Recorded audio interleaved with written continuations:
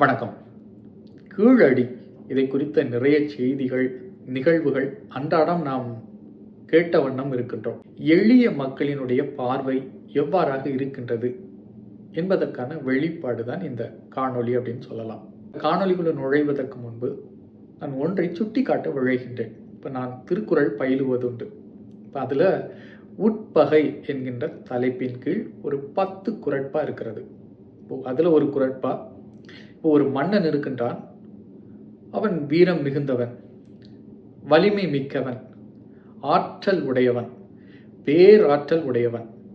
அவனுடைய புகழ் என்பது வானளாவி உயர்ந்து நிற்கிறது. அத்தகைய புகழை உடையவன். அவனுடைய ஆளுகைக்குட்பட்ட பகுதியில் அவனுக்கு எதிராக ஒரு சிறு அளவில் ஒரு பகை, அதுவும் எப்பேற்பட்ட பகை என்றால் எள்ளு காண்பதற்கு அளவில் சிறியது. அந்த சிறிய அளவிலான எல்லை 2ஆக பிளந்தால் அது மிகவும் சிறியதாகிவிடும். அந்த அளவு சிறிய ஒரு பகை, ஒரு எதிரான மனநிலை அந்த மன்னனுக்கு எதிராக அவனுடைய ஆளுகைக்குட்பட்ட பகுதியில் இருந்தால் கூட அது அந்த மன்னனை எந்நேரத்திலும் அழித்துவிடும், ஒழித்துவிடும். அதைத்தான் உட்பகை என்று வள்ளுவர் சுட்டி காட்டுகின்றார். மற்றொரு குறளும் நினைவுக்கு வருகிறது. அது உட்பகையில் இல்லை. ஒருவருடைய தோற்றத்தை கொண்டு நாம் ஒருவரை மதிப்பிடக்கூடாது. கணை கொடிது, யாழ் கோடு செவ்விது அப்படிங்கிறார். கணை அப்படின்னா அம்பு. அம்பு பார்ப்பதற்கு நேராக இருக்கும். அதனுடைய அந்த முனை கூர்மையாக பட்டை தீட்டைப்பட்டது போன்று இருக்கும். ஆனால் அது செயலால் கொடியது. யாழ் ஒழுங்கற்ற முறையில், சீரற்ற முறையில் காணப்படும். அதாவது வளைந்து காணப்படும். ஆனால் அதனுடைய செயலால் அது இனிமையான இசையை செவிக்கு தரும். அதே போன்றுதான் யாரையும் தோற்றத்தை கொண்டு மதிப்பிடக்கூடாது என்றும் கூறுகின்றார். இப்போ நான் இன்னும் எளிமையாக கூறுகின்றேன். இப்போ நான் அண்மை காலங்களில் மலையாள மொழி, கன்னட மொழி குறித்து அவ்வப்போது காணொளிகளை வெளியிடுவதுண்டு. இப்போ நான் ஒரு கருத்தை கூறுகின்றேன் என்றால் அதற்கு உங்களிடம் மாற்று கருத்து உண்டெனில் அதை நான் வரவேற்பேன். அது வலிமையான மாற்று கருத்தாக இருக்க வேண்டும். ஆனால் அவ்வாறான மாற்று கருத்தை முன்வைக்க இயலாத போது சிலர் தீய சொற்களை பயன்படுத்துவார்கள். அது அவருடைய இயலாத நிலையை குறிக்கின்றது. பிரிதோர் சொல் வெல்லும் சொல் இன்மை அறிந்து அப்படிங்கிற தொடர் நான் எப்பவும் பற்றி கொள்வேன். நாம சொல்ற கருத்து வலிமையா இருக்கணும், சான்றோடு இருக்கணும்னு நான் விரும்பக்கூடிய ஆள். அதே போன்று எனக்கு மாற்று கருத்து ஒருவர் முன்வைக்கிறாரு, என்னை விட வலிமையான சான்றோடு அப்படின்னா நான் அதை மனப்பூர்வமாக ஏற்றுக்கொள்வேன். அப்படி இயலாத ஆட்கள் தீய சொற்களை பயன்படுத்துவார்கள். அது அவருடைய இயலாத நிலையை காட்டுகின்றது. இது மலையாள கன்னட மொழி விடுங்கள், தமிழ் மொழியிலிருந்தும் எனக்கு எதிர்மறையான பின்னோட்டங்கள் வந்தது. தொடர்பற்ற பின்னோட்டங்கள். அவருடைய பின்புலம் எவ்வாறு இருக்கிறது என்று தேடி பார்த்தேன். இப்போ உழவரை குறித்து ஒரு காணொளி வெளியிட்டிருந்தேன். அதற்கு ஒரு எதிர்மறையான பின்னோட்டம். அதே போன்று ஒரு காணொளிக்கும் ஒருவர் எதிர்மறையான பின்னோட்டம், தீய சொற்களை கையாண்டு இருக்கின்றார்கள். அப்போ அவருடைய பின்னோட்டத்தை காணும்போது அந்த நபர்கள் அனைவருமே இறை நம்பிக்கை உடையவர்கள். குறிப்பாக ஒருவர் லலிதா சகஸ்கிரம நாமத்தை பதிவேற்றி வைத்திருக்கின்றார். அதையெல்லாம் கேட்கக்கூடியவர். மற்றொருவர் சான்ஸ்கிரிட் காலேஜில் அந்த சத் சங்கத்தை எல்லாம் பதிவேற்றி வைத்திருக்கிறார். சத் சங்கங்களை எல்லாம் கேட்கக்கூடியவர்கள். நான் 16-17 வயது இருக்கும் பொழுது உபநிடதங்களை தேடி தேடி பயின்றவன். அது ஒரு தனி உலகம்.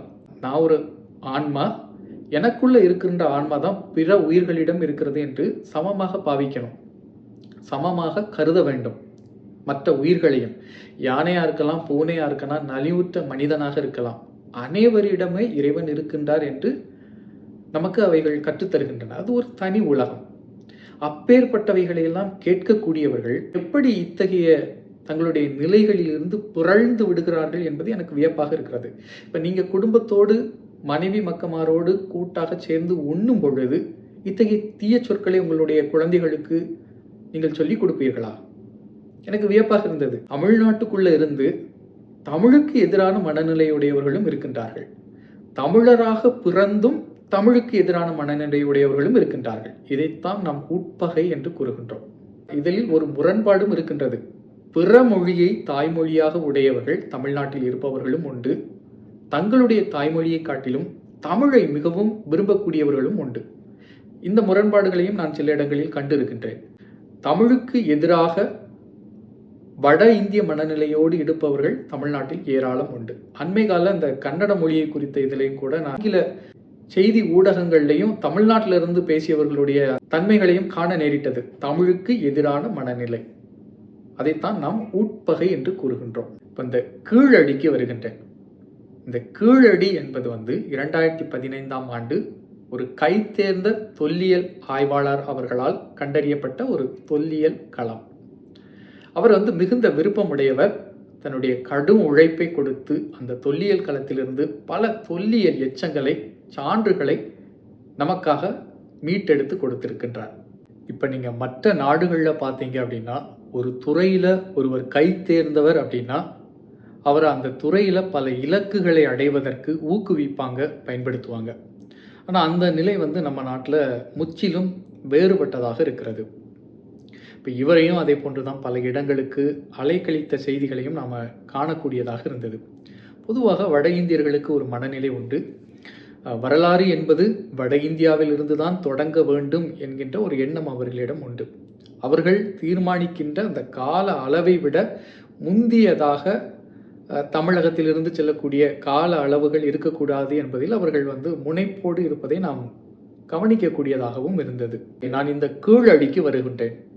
இப்போ இந்த கீழடியில் நமக்கு என்ன வகையான சான்றுகள்லாம் கிடைத்தன அப்படிங்கிறத பார்க்கலாம். நம்முடைய பழந்தமிழ் இலக்கியங்கள், குறிப்பாக 2300 ஆண்டுகளுக்கு முன்பு இயற்றப்பட்ட பழந்தமிழ் இலக்கியங்கள் நாட்டை குறித்தும் நகரத்தை குறித்தும் நிறைய பேசுகின்றன. ஒரு நகரம் அப்படின்னா அது கோட்டையாலும் மதிலாலும் சூழப்பட்டிருந்தது என்பதையும் குறிப்பு தருகின்றது. இப்போ சான்றுக்கு சில தொடர்களை நான் உங்களோடு பகிர்ந்து கொள்கின்றேன். நெடுங்கால் மாடம், நெடுமதில், நெடுஞ்சுவர், வேழம் சென்று புக ஓங்கு நிலை வாயில். வேழம் சென்று புக ஓங்கு நிலை வாயில், அதாவது யானை சென்று வரக்கூடிய அளவிற்கு பெரிய வாயில் இருந்தது, நுழைவு வாயில் இருந்தது என்றும் கூறுகிறது. தின் சுவர் நல் இல் கதவம் கரைய, வீடுகள் திண்மையான சுவர்களை கொண்டிருந்ததையும் இவைகள் சுட்டி காட்டுகின்றன. இதே சான்றுதான் நமக்கு கீழடியில் கிடைத்திருக்கின்றன. பெரிய கட்டிடங்கள் இருந்ததற்கான, நீண்ட சுவர்களும் இருந்ததற்கான சான்றுகளும் நமக்கு கிடைத்திருக்கின்றன. குறிப்பாக மழைநீர் செல்வதற்கான பெரிய வடிகால் குழாய்களையும் அமைத்திருக்கின்றார்கள். கீழடியில் இருந்து ஏராளமான அணிகலன்களும் நமக்கு கிடைக்கப்பெற்றிருக்கின்றன. அது பொன்னாக இருக்கலாம், முத்தாக இருக்கலாம், பவளமாக இருக்கலாம், மாணிக்கமாகவும் இருக்கலாம். ஒரு பாடலை உங்களோடு பகிர்ந்து கொள்கின்றேன். பவளவழை செறிந்தாட்கண்டு அணிந்தாள் பச்சை குவளை பசுந்தண்டு கொண்டு. அன்றும் பவளத்தை பயன்படுத்தியிருக்கின்றார்கள். கீழடியிலும் நமக்கு கிடைக்கப்பெற்றிருக்கின்றன. அது மட்டுமல்ல, பழங்காலத்தில் யானையினுடைய பல்லை கோடு என்று அழைத்திருக்கின்றார்கள். இன்று நாம் தந்தம் என்று கூறுகின்றோம். யானையினுடைய தந்தத்தை கொண்டு செய்யப்பட்ட சீப்பு ஒன்றும் கீழடியில் கிடைக்கப்பெற்றிருக்கிறது. எனக்கு ஒரு பழமையான தொடர் ஒன்று நினைவுக்கு வருகிறது. யானைக்கோடு உலக்கையாக, யானையினுடைய தந்தத்தை உலக்கையாக பழங்காலத்தில் பயன்படுத்தியிருக்கின்றார்கள். பலவிதமான விளையாட்டுகளை பற்றியும் நம்முடைய பழந்தமிழ் இலக்கியங்கள் குறிப்புகள் தருகின்றன. விளையாட்டு பொருட்களும் கீழடியில் ஏராளமாக கிடைக்கப்பெற்றிருக்கின்றன. எனக்கு ஒரு திருக்குறள் நினைவுக்கு வருகிறது. அரங்கின்றி வட்டாடியற்றே. இது ஒரு சதுரங்க விளையாட்டை நினைவுபடுத்துகிறது. அதே போன்று கீழடியில் சதுரங்க விளையாட்டுக்கு ஒப்பான விளையாட்டை விளையாடிய விளையாட்டு பொருட்களும் கிடைக்கப்பெற்றிருக்கின்றன. இவற்றையெல்லாம் விட கூடுதலான செய்தி என்னவென்றால், கீழடியில் கிடைக்கப்பெற்றிருக்கக்கூடிய எழுத்துக்கள் பொறிக்கப்பட்ட மண் பானை ஓடுகள். இவைகளை ஆய்வுக்கு உட்படுத்திய பொழுது இவைகள் எல்லாம் 2800 ஆண்டுகளுக்கும் முற்பட்டவை என்று ஆய்வு முடிவுகள் கூறுகின்றன. பொதுவாக வட இந்தியர்களை பொறுத்த அளவு மௌரியர், அதாவது அசோகர் காலத்திலிருந்து 2300 ஆண்டுகளுக்கு முன்புதான் எழுத்துக்களுக்கு உரு கிடைத்தது, வலிமை கிடைத்தது என்று கருதுகின்றார்கள். அவருடைய பேரரசு காலத்தில் தான் இந்த எழுத்துக்கள் முதன்மை பெற்றதாகவும் அவர்கள் கருதுகின்றார்கள். ஆனால் கீழடி அதை உடைத்தெறிகிறது. 2800 ஆண்டுகளுக்கு முற்பட்டவை தமிழர்கள் பயன்படுத்திய எழுத்துக்கள். இப்போ நம்முடைய பழந்தமிழ் இலக்கியங்கள், குறிப்பாக 2300 ஆண்டுகளுக்கு முன்பு இயற்றப்பட்ட பழந்தமிழ் இலக்கியங்கள் மௌரிய பேரரசை பற்றி குறிப்புகளை தருகின்றது. அது மட்டுமல்ல, மௌரியர்களுக்கு முன்பு உண்டாயிருந்த முதல் இந்திய பேரரசான நந்த பேரரசுகளை பற்றியும் குறிப்புகளையும் தருகின்றது. நந்தர்கள் காலத்தில், மௌரியர்கள் காலத்தில் உண்டாயிருந்த பேரிலக்கியம் என்று ஏதாவது நம் கைகளுக்கு கிடைக்கிறதா என்று கேட்டால் அது ஒரு வினாதான். அவ்வாறு பெரிய இலக்கியங்கள் எதுவும் அகப்படவில்லை என்றுதான் கூற வேண்டும். ஆனால் அக்காலகட்டத்தில் தமிழில் செறிவான, நன்கு கட்டமைக்கப்பட்ட, அறிவார்ந்த இலக்கியங்கள் மிகுதியாக உண்டாயிருந்தன. தமிழர்கள் எழுத்தறிவு மிக்கவர்களாக உண்டாயிருந்திருக்கிறார்கள் பழங்காலத்தில். அதற்கு சான்று கீழடியும் ஒன்று. கீழடி மட்டுமல்ல, ஆதிச்சநல்லூர், சிவகலை போன்ற பல பகுதிகளிலிருந்தும் நமக்கு எழுத்துருக்கள் பொறிக்கப்பட்ட மட்பாண்டங்கள் நிறைய கிடைக்கப்பட்டிருக்கின்றன. எளிய மக்கள் எழுத்துக்களை பயன்படுத்தியிருக்கின்றார்கள். இன்றும் நாம் திருமணமோ மற்ற விழாக்களுக்கு செல்லும் பொழுது, ஒருவருக்கு பாத்திரங்களை பரிசாக வழங்கும் பொழுதும் அதில் அன்பளிப்பு என்று பெயர் எழுதுவதை வழக்கமாக வைத்திருக்கின்றோம்.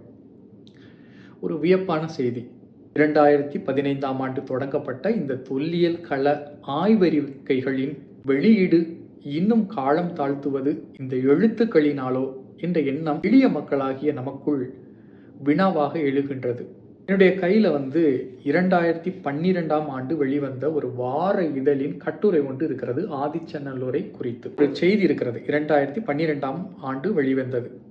இந்த கட்டுரை எழுதியவர் குறிப்பிடுகின்றார், 1876ஆம் ஆண்டு ஜெர்மனியை சார்ந்த ஜகோர் என்பவர் ஆதிச்சநல்லூரில் ஆய்வு செய்து சில அகழ்வாய்வு பொருள்களை ஜெர்மனிக்கு எடுத்து சென்று விடுகின்றார். அதன் பிறகு 1899ஆம் ஆண்டிலிருந்து 1905ஆம் ஆண்டு வரை அலெக்சாண்டர் இரியா என்கின்ற மற்றொரு ஆராய்ச்சியாளர் ஆதிச்சநல்லூரிலேயே தங்கி ஆராய்ச்சி செய்து தொல்பொருள்களை எடுத்து சென்றார் என்றும் இவர் குறிப்பிடுகின்றார். 2003ஆம் ஆண்டு செய்த ஆய்வினுடைய ஆதிச்சநல்லூருடைய ஆய்வறிக்கை இன்றும் வெளிவரவில்லை என்று 2012ஆம் ஆண்டு ஒரு கட்டுரை. அந்த ஆய்வறிக்கை இன்று வெளிவந்ததா என்பது ஒரு கேள்விக்குறி. கீழடியும் ஆய்வறிக்கை இது போன்றுதான் காலம் தாழ்த்தப்படுகின்றது. தமிழர்களின் வரலாறு என்பது மறைக்கப்படுகின்றது என்கின்ற ஒரு வெளிப்பாடு நமக்கு வெளிப்படையாக தெரிகின்றது. இவற்றை குறித்து இன்னும் நாம் பேசலாம். இந்த காணொளி உங்களுக்கு விருப்பமான காணொளி அப்படின்னா மற்றவர்களுக்கு பகிர்ந்து கொடுங்க. முதல் முறையாக என்னுடைய சேனலை பார்க்குறீங்க அப்படின்னா மறக்காமல் சப்ஸ்கிரைப் பண்ணுங்கள். மீண்டும் சந்திப்போம். நன்றி.